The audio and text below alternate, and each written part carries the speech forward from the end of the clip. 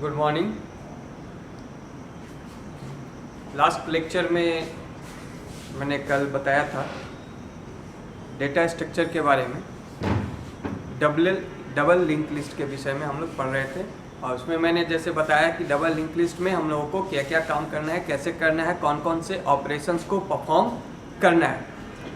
और उसके अकॉर्डिंग मैंने बोला था कि जो यूज़र मेनू हम लोग क्रिएट करना है वो सब स्टूडेंट खुद कर लेंगे। हम उसके आगे का प्रोग्राम आज से देखते हैं। तो जैसे मैंने कुछ प्रोग्राम का कुछ पार्ट लिखा था, जैसे स्ट्रक्चर डिफाइन करने का मैंने लिख दिया था, मेन फंक्शन में बता दिया था कुछ। तो आज हम मेन से शुरू करते हैं, लेकिन मेन में मैं सिर्फ केस पे जाऊंगा जहाँ पे हम पहले फंक्शन क्रिएट लिस्ट फंक्शन को कॉल करेंगे। उसके बाद हम सीधे चलेंगे क्रिएट लिस्ट फंक्शन में, उसके स्टेप्स को समझेंगे, क्रिएट लिस्ट फंक्शंस के एल्गोरिथम को समझेंगे कि वो कैसे काम करता है।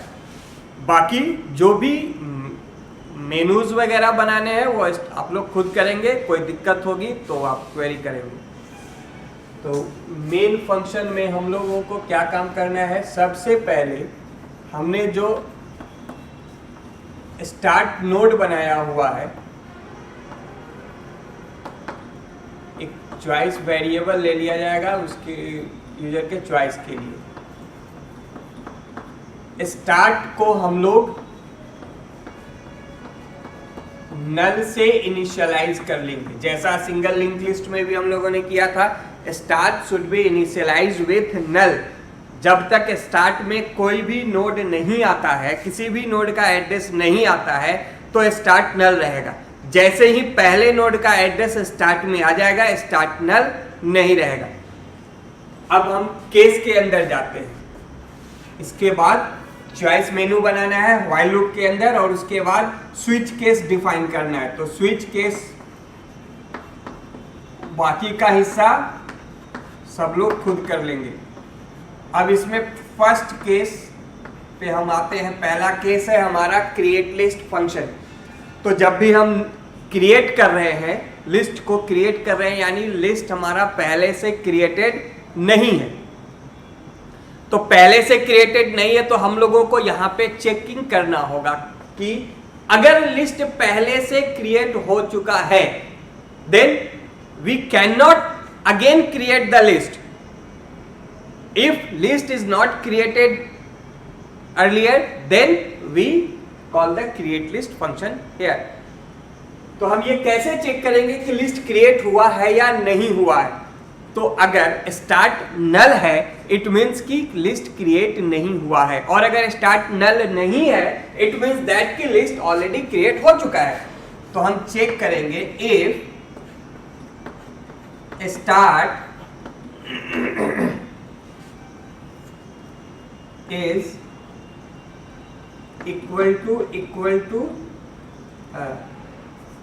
Not equal to null. अगर स्टार्ट नल नहीं है, देन हम एरर मैसेज यहां दे सकते हैं, प्रिंटफ लिस्ट ऑलरेडी क्रिएटेड।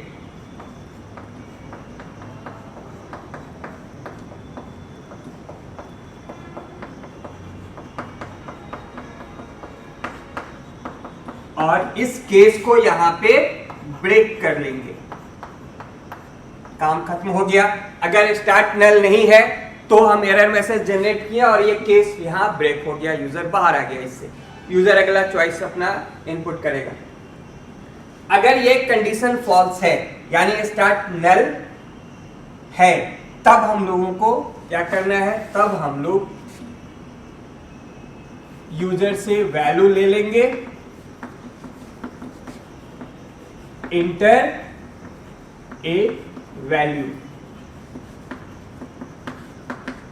लेकिन अब हम लिस्ट क्रिएट कर रहे हैं, तो पहली बार ये लिस्ट क्रिएट हो रहा है। तो लिस्ट क्रिएट हो रहा है तो यूजर से हम जो वैल्यू ले रहे हैं, अब यूजर हो सकता है कि 3 लिस्ट क्रिएट करना चाहे फर्स्ट टाइम पे, 4 लिस्ट क्रिएट करना चाहे, 2 लिस्ट क्रिएट करना चाहे। तो हम ये भी एक यूजर से डिमांड कर सकते हैं कि enter how many list do you want to create.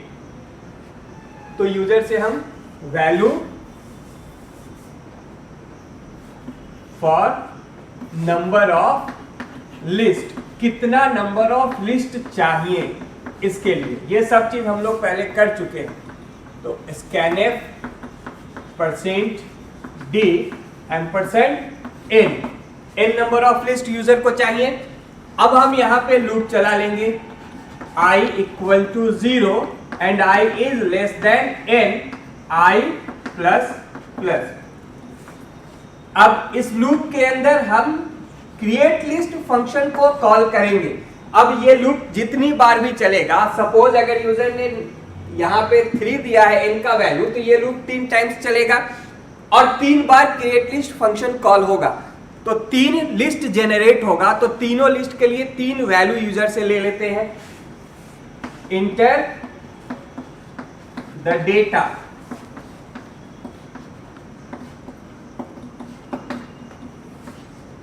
scanf %d %m, और अब यहां हम कॉल कर लेंगे क्रिएट लिस्ट फंक्शन जो कल हम लोगों ने डिक्लेयर किया हुआ था। लूप बंद हो गया।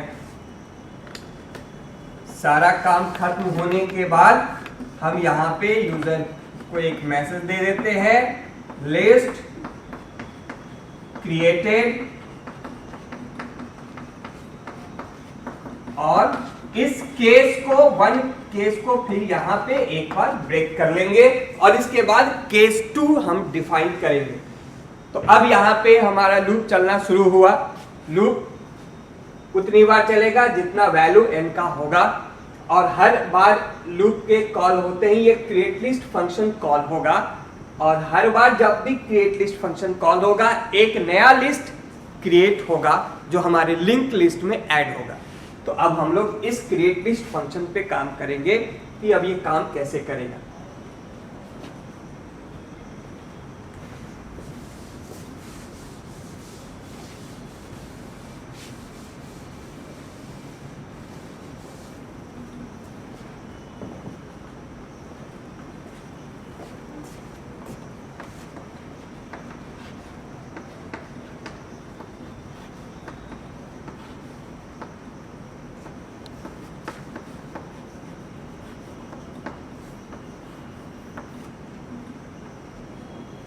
सबसे पहले यहां से फर्स्ट टाइम सपोज करते हैं कि n का वैल्यू 3 है, तो ये लूप चलना शुरू हुआ i की वैल्यू 0 के लिए।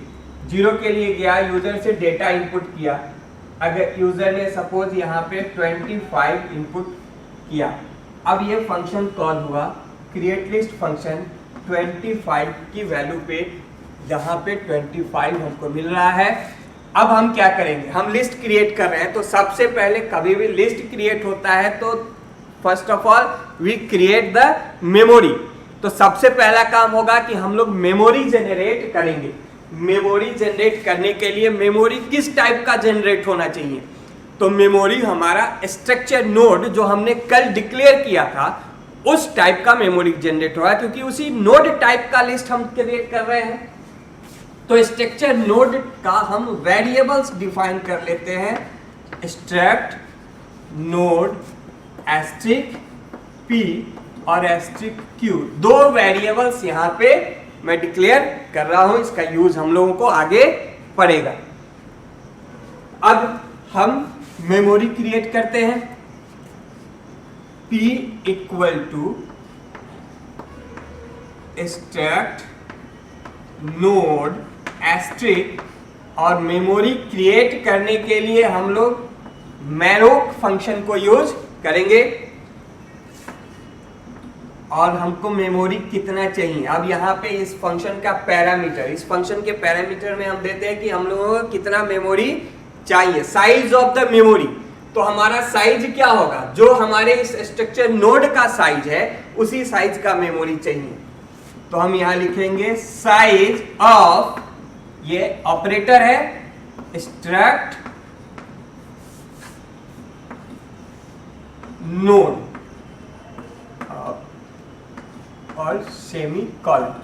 तो स्ट्रक्ट नोड के साइज का हम लोगों को मेमोरी चाहिए, और मेमोरी का टाइप कैसा होगा, तो स्ट्रक्ट नोड पॉइंटर टाइप का मेमोरी होगा। तो स्ट्रक्ट नोड के पॉइंटर टाइप का मेमोरी होगा, मेमोरी का साइज स्ट्रक्ट नोड के साइज का होगा, और ये मेमोरी किस वेरिएबल को जा रहा है, ये मेमोरी जा रहा है वेरिएबल p के लिए। अब एक मेमोरी हमारा जनरेट हो गया स्ट्रक्ट नोड टाइप का, ये p है, इसमें 3 सेक्शन बन रहा है। ये हमारा नेक्स्ट पॉइंटर का सेक्शन है, सॉरी ये प्रीवियस पॉइंटर जो वेरिएबल था, और ये नेक्स्ट हो गया, और ये हमारा जो डेटा वेरिएबल है इंटीजर टाइप का जो हमने लिया हुआ था वो हो गया। तो ये 3 पार्ट में ये बना ये मेमोरी। सपोज इसका एड्रेस 70065 है और इस एड्रेस को रेफरेंस कर रहा है वेरिएबल p।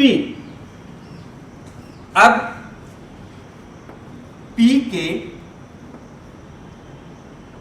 प्रीवियस सेक्शन पे जो ये इसका एड्रेस सेक्शन है, प्रीवियस पॉइंटर, इस पे अभी मैं नल ही असाइन कर लेता हूं, तो यहां पे आ गया नल, और इसके नेक्स्ट पे भी अभी हम लोग नल स्टोर कर लेते हैं अभी,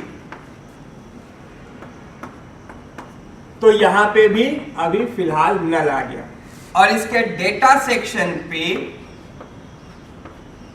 हम लोग इस वैल्यू d को असाइन कर देंगे। तो हमारा जो वैल्यू है ये डेटा सेक्शन पे आ गया, तो हमारा मेमोरी बना, उसके नेक्स्ट और प्रीवियस पे हमारा एड्रेस जो हम लोग अभी लेना चाहे वो रख लिए, डेटा को असाइन कर लिए। अब हम क्या करेंगे, अब हम लोग ये चेक करेंगे कि ये नोड अगर पहला पूरे लिस्ट का, पूरे लिंक लिस्ट का अगर ये पहला नोड बन रहा है तो ये स्टार्ट नोड बनेगा, और अगर ये पहला नोड नहीं है, स्टार्ट ऑलरेडी बन चुका है, तो ये उसके आगे जाएगा, एड्रेस को मैनिपुलेट किया जाएगा, एड्रेसेस को रखा जाएगा। तो हम लोग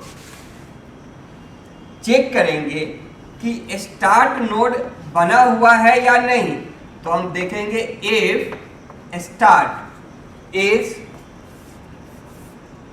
not equal to equal to null. अगर स्टार्ट नल है तो ये जो नोड बना है ये नोड स्टार्ट हो जाएगा।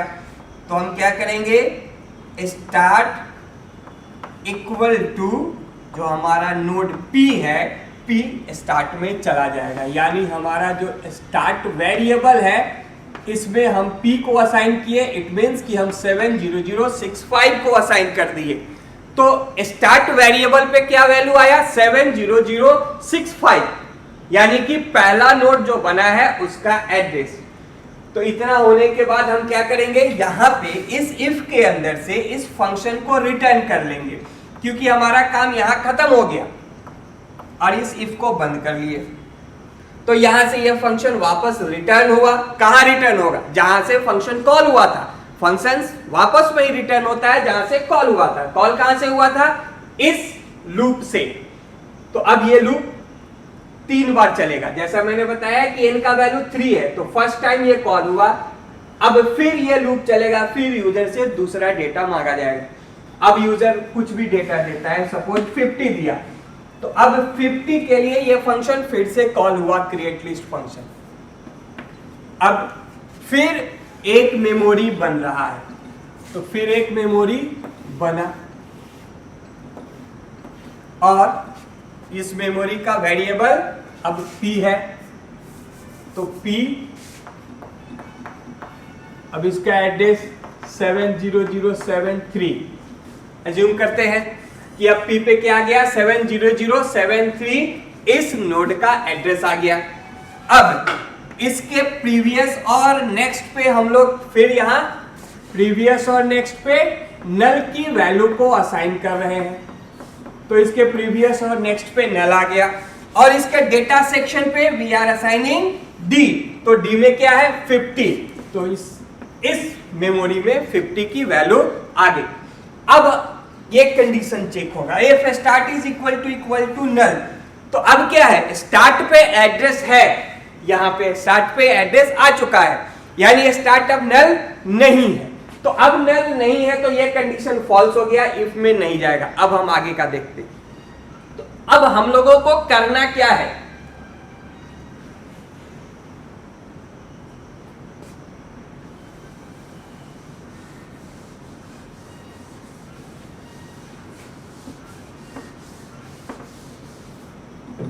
अब हम लोगों को क्या करना है, हम लोगों को एड्रेस रखना है।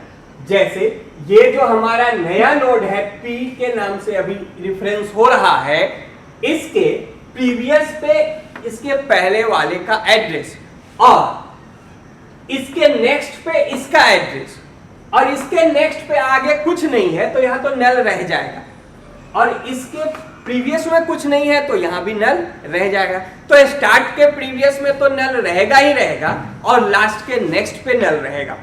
तो अब हम लोगों को करना है कि जो हमारा जो अभी जो नोड बना है उसके पहले वाले नोड के नेक्स्ट पे अभी जो बना उसका एड्रेस, यानी कि ये एड्रेस हम लोगों को यहां रखना है और ये एड्रेस हम लोगों को यहां रखना है।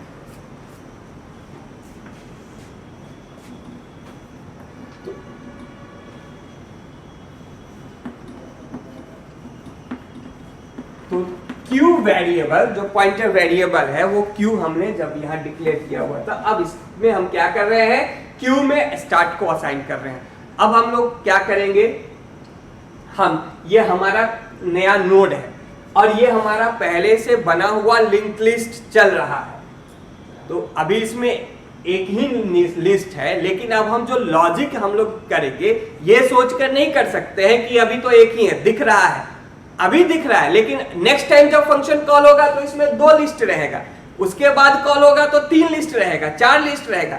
तो हम लोग जो लॉजिक या एल्गोरिथम्स को यूज करेंगे वो ये सोच के करेंगे, हम ये मान के चलेंगे कि हमारे लिस्ट में, लिंक लिस्ट में कितना नंबर ऑफ लिस्ट है ये हम नहीं जान रहे हैं, जितना भी हो सकता है, 1 हो या 100 हो। अब जो नया लिस्ट होगा वो हमेशा लास्ट में जाएगा, तो हम लोगों को इस नए लिस्ट को लास्ट में ऐड करना है और लास्ट में ऐड करने का एल्गोरिथम हम लोग यहां सोचेंगे। तो जैसे हम लोग सिंगल लिंक लिस्ट में करते हैं कि लास्ट नोड के नेक्स्ट पॉइंटर पे नल का वैल्यू मिलता है, तो यहां भी लास्ट नोड के नेक्स्ट पॉइंटर पे नल का वैल्यू ही मिलेगा। तो हम लोग Q को मूव करेंगे लास्ट नोड पे, तो मूव करने के लिए कंडीशन हम यहां पे लूप चला करके देते हैं, while Q के next is not equal to null, यानी Q के नेक्स्ट पे जब तक नल का वैल्यू नहीं मिलता है तब तक Q मूव करता रहे, Q equal to Q next. तो अभी Q हमारा कहां पे है, Q में हमने स्टार्ट को रखा है, यानी Q में है 70065, यही नोड है। तो अब इसके नेक्स्ट पे क्या है, नल, तो Q के नेक्स्ट पे नल का वैल्यू है और कंडीशन क्या है, not equal to null, it means condition false है, फर्स्ट टाइम ये चलेगा ही नहीं। बाहर आ गया, अब बाहर आते ही हम क्या करेंगे, Q के नेक्स्ट पे हम P को असाइन करेंगे, तो Q हमारा अभी यहां पे है और इसके नेक्स्ट पे क्या जा रहा है, P, यानी 70073, ये वाला नोड का एड्रेस, ये इससे जुड़ गया। तो हमारा एक काम हो गया। अब दूसरा काम क्या है, जो हमारा अभी नया नोड है उसके प्रीवियस पे पहले वाले का एड्रेस, तो हमारा नया नोड P है और इसका प्रीवियस कौन है, Q, तो P के प्रीवियस पे हम Q को असाइन कर लेंगे, तो P के प्रीवियस पे Q आया, यानी कि 70065, ये दोनों एक दूसरे से कनेक्टेड हो गए। अब हमारा काम इस फंक्शन का खत्म हो गया है। एक बार हम तीसरी बार देखते हैं कि अगर अब तीसरी बार फंक्शन कॉल होता है किसी भी वैल्यू के लिए यूजर के द्वारा, तो यहाँ एक मेमोरी और बन रहा है। तीसरी बार आया, सपोज ये 70 के लिए आया, P के लिए एक मेमोरी और बना और इसका एड्रेस हम मान लेते हैं 70081 है। ओके, अब 3 सेक्शन इसमें भी बना और यहाँ पे नल है यहाँ भी नल आ गया जैसा हम लोगों ने असाइन किया हुआ है यहाँ पे, और डेटा सेक्शन पे 70 आ गया।